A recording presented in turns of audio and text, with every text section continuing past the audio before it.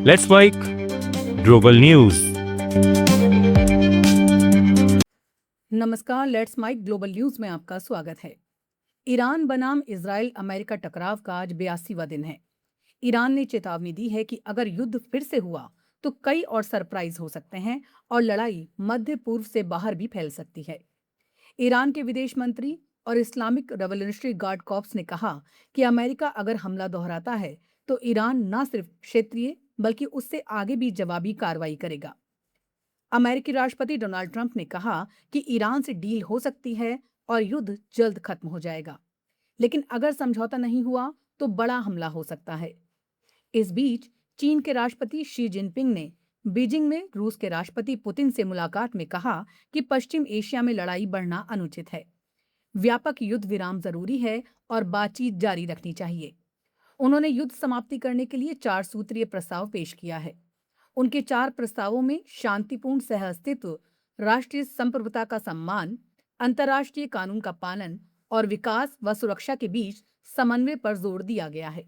दूसरी तरफ हॉर्मुज की खाड़ी में तनाव बरकरार है, जहां ईरान ने अपनी नियंत्रण व्यवस्था लागू की है। उसने कुछ जहाजों को अनुमति देकर गुजरने दिया है, लेकिन स्थिति नाजुक बनी हुई है। लेबनान में इजरायली हमलों में भी लोगों की मौतें हो रही हैं। दोनों पक्ष अभी डिप्लोमेसी और सैन्य तैयारी के बीच अधर झूल में हैं। चीन ने अमेरिकी विमान निर्माता कंपनी बोइंग से 200 विमान खरीदने के सौदे की औपचारिक पुष्टि कर दी है। अमेरिकी राष्ट्रपति डोनाल्ड ट्रंप की हालिया चीन यात्रा के दौरान राष्ट्रपति शी जिनपिंग के साथ हुई बातचीत के बाद ये बड़ा व्यापारिक समझौता हुआ है। चीन के वाणिज्य मंत्रालय ने बीजिंग में बताया कि अमेरिका इस सौदे के तहत विमान, इंजनों और अन्य जरूरी पुर्जों की सप्लाई की गारंटी देगा। दोनों देश टैरिफ वॉर को और कम करने तथा कम से कम $30 अरब के सामानों पर टैरिफ घटाने की दिशा में भी काम करेंगे। ट्रंप ने इसे अब तक का सबसे बड़ा विमान सौदा बताया है।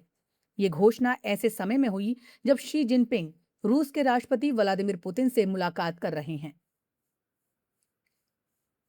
नेपाल के 33वें मुख्य न्यायाधीश के रूप में डॉक्टर मनोज कुमार शर्मा ने शपथ ग्रहण कर पदभार संभाल लिया।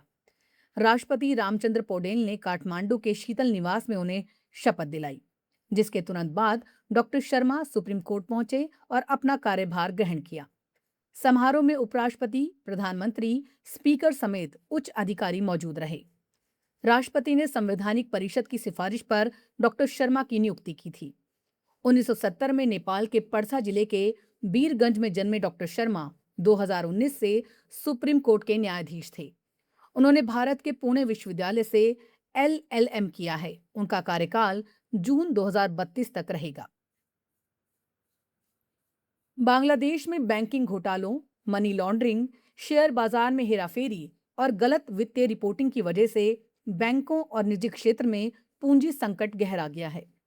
वित्त मंत्री आमिर खुसरू महमूद चौधरी ने ढाका में financial accounting and reporting summit में कहा कि बड़े पैमाने पर बैंकों से धन की हेराफेरी हुई है और कई कंपनियां झूठी जानकारी देकर स्टॉक मार्केट में घुसी हैं, जिससे मजबूत कंपनियां बाजार से दूर हो रही हैं। निष्पक्ष प्रतिस्पर्धा खत्म हो रही है और सही मूल्य निर्धारण प्रभावित हुआ है। मंत्री ने चेतावनी दी कि कुछ शेयरधारक बैंकों को अपनी निजी संपत्ति समझ रहे हैं, जबकि ये मुख्य रूप से जमाकर्ताओं के पैसों पर चलते हैं। 2015 में फाइनेंशियल रिपोर्टिंग काउंसिल बनने के बावजूद जवाबदेही और निगरानी व्यवस्था कमजोर पड़ गई है। खुसरू ने पारदर्शिता, वैश्विक मानकों को अपनाने और मजबूत गवर्नेंस पर जोर देते हुए कहा कि अंतर्राष्ट्रीय निवेशकों का भरोसा तभी बहाल होगा जब वित्तीय ढांचे में विश्वास बहाल होगा। श्रीलंका में बसों का न्यूनतम किराया जुलाई में होने वाले सालाना संशोधन के बाद 40 श्रीलंकाई रुपए तक बढ़ सकता है। Lanka private bus owners association के अध्यक्ष गेमुनु विजयरत्ने ने कोलंबो में मीडिया से बातचीत में चेतावनी दी कि श्रीलंकाई रुपया अमेरिकी डॉलर के मुकाबले लगातार कमजोर हो रहा है, जिससे परिवहन लागत बढ़ रही है। वर्तमान में 1 अमेरिकी डॉलर की कीमत लगभग 335 श्रीलंकाई रुपए के आसपास है। ग्लोबल न्यूज में फिलहाल इतना ही। जुड़े रहिए लेट्स माइक के साथ। नमस्कार। आप सुन रहे थे let's mic more than radio. Follow कीजिए हमें हमारे सोशल मीडिया प्लेटफॉर्म्स पर। It's time for news. It's time for more than radio.